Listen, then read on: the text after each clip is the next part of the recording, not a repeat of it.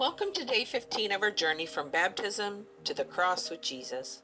Today's reading comes from John 6, 1 through 14. Sometime after this, Jesus crossed to the far shore of the Sea of Galilee, that is, the Sea of Tiberias, and a great crowd of people followed him, because they saw the signs he had performed by healing the sick.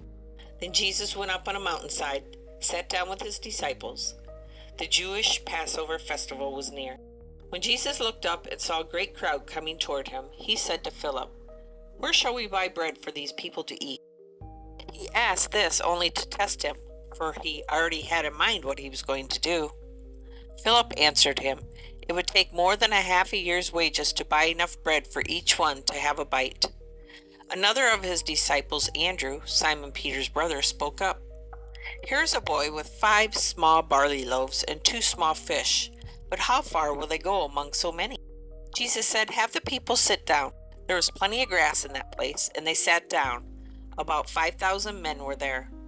Jesus then took the loaves, gave thanks, and distributed to those who were seated as much as they wanted.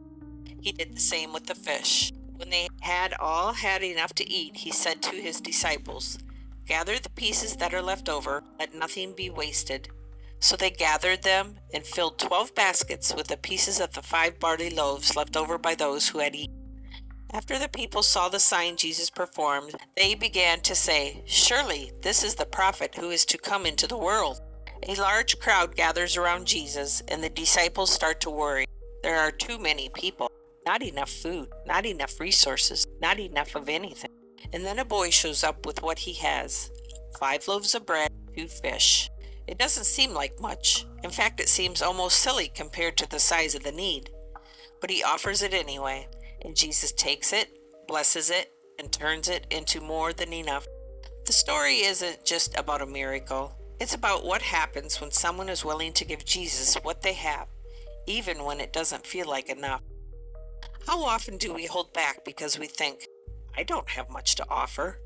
Not enough time, not enough talent, not enough money, not enough energy. But Jesus doesn't ask for enough. He asks for willingness.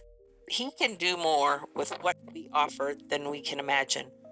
Maybe today is a good day to ask yourself, what do you have to offer to be Jesus' hands on this earth?